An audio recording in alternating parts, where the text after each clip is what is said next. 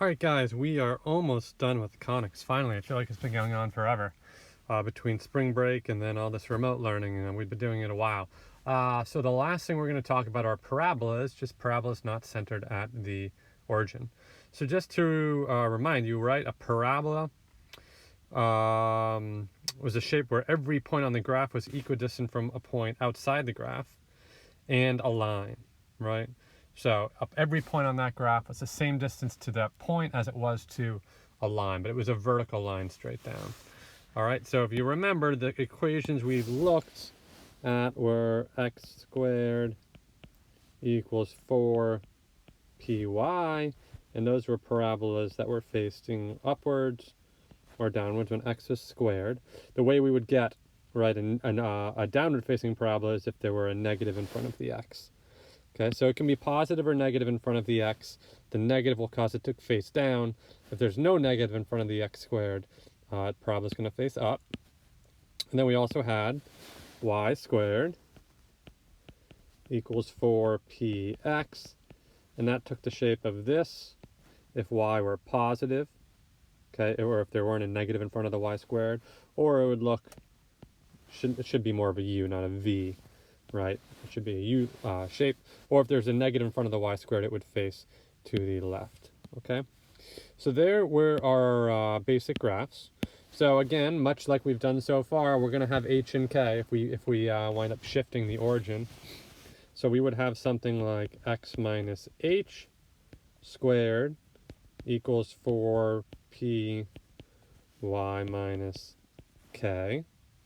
And that would give us an upward facing parabola, right, as written. Or if there were a negative on the outside of the x minus h squared, then it would be a downward facing parabola. Okay? And if it were a down or a sideways parabola, we would have y minus k squared equals 4p x minus h. Again, if it were positive, the parabola would face sideways. If there were a negative in front of the y minus k squared, then it would be a leftward facing parabola. A little bit better parabolas, but still not the best there. My fault. Okay, so those are our basic equations, and they're going to follow much of the same stuff we've done before. Okay, so let's, as I said, jump right into them as we have on every one of these.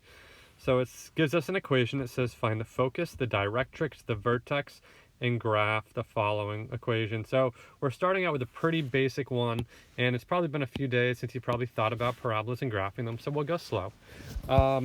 So the vertex, okay, vertex, that should be pretty simple. Our vertex is going to be 5, comma, negative 3, and I'm just going to start plotting them right away. Over 5, up 3. Let me count. There we go. So there's your vertex. Maybe I do different colors here for each one. Okay. Actually, before I even do that, is this an upward facing parabola, downwards, leftwards, or sidewards, or right to the right? Which way? Well, it's y squared. Okay, it's y squared, and I have a positive in front, so it's going to be a parabola that looks like that, facing to the right. So that'll help me tell me where my focus is and my directrix, okay? So once we do that, we want to solve for p, right? And the way we're going to solve for p, right, is we know that 4p, right? Let me choose a different color. Let's go green. 4p is going to equal 2 from that value right there. Just like we did with parabolas centered at the origin, we can solve for p by just setting 4p equal to that number outside. In this case, the x minus 5. So p is equal to 1/2. Remember, the 1/2, or the p value, tells you how far away the focus is and how far away the directrix is, right? So if the parabola is facing towards the right, that means my directrix is going to be a vertical line a half a unit away to the left of my vertex. So it's going to be a little bit tricky for me in here, but I think I can do it. I'm going to have a directrix going right down the middle at x equals 4 1/2 or 9/2, whatever you want to do. So my directrix, I should write it out too, okay, is not y, x equals 4.5. And if you remember your focus was a half a unit away to the right of the vertex. So your focus, a half a unit way to the right, would be 5 and 1/2, comma, -3. And I'm realizing now I plotted +3. Oh, God. All right, well, let's fix this real quickly. It's actually not a big deal. I wonder if you caught that yet. You might be saying, Mr. Bodman, you're wrong, you're wrong, you're wrong. Well, I caught myself. Just barely, but I caught myself. So there's 5, -3, and then the focus should be 5.5, -3. This is going to be tough to plot, but it's somewhere there, not quite at 6.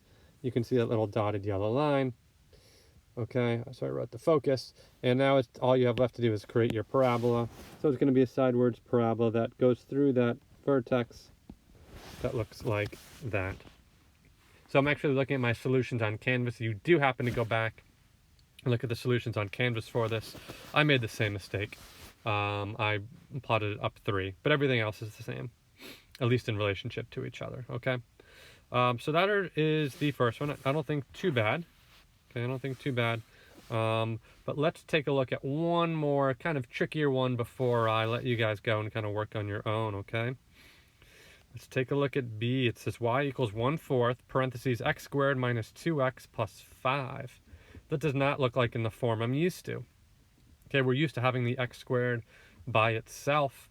So what we're going to have to do is get that x squared by itself. So the first thing we're going to do, and if you want to pause the video and take a shot at this, you can, although it's a little bit tricky. First thing I'm going to do is just multiply both sides by 4. I want to clear out that 4, so I get 4y equals x squared minus 2x plus 5. And then I'm going to subtract 5 from both sides, and you'll see why in a second. So I have 4y minus 5 equals x squared minus 2x. If I didn't have that dang 2 at -2x there, life would be much better. The problem is that I do. So the way I can rewrite or help fix my problem here is to actually do what we call, and you've seen this before, complete the square. So I'm going to complete the square on the right side because that's going to make the right side x minus 1 squared. And that is kind of the form I'm looking for. On the right side, I get 4y minus 4, which if I factor out a 4, I get 4 times y minus 1 equals x minus 1 squared. Okay? Since that x minus 1 squared is positive, I know this is going to be an upward-facing parabola. Now let me make a point of note here. If there were a negative in front of that x minus 1 squared, or let's say, for example, you had a negative out here after you simplified it, you may say, well, there's no negative in front of the x minus 1 squared, so I'm going to leave this as an upward-facing parabola. What I would want to do, though, if you do see a negative on the left side, is divide through by the negative, which would carry it over here, in which case would mean it was a downward-facing parabola. So be careful. If there's a negative on the left side, you need to divide through by a negative, okay, to make sure there's no negative really hidden in on that right side, okay? So if there is a negative, move it to the right side, and that will tell you whether it's a downward-facing parabola, but we don't have that here, okay? Erased a little bit too much. We don't have that here. So there is my equation. It's an upward-facing parabola with a vertex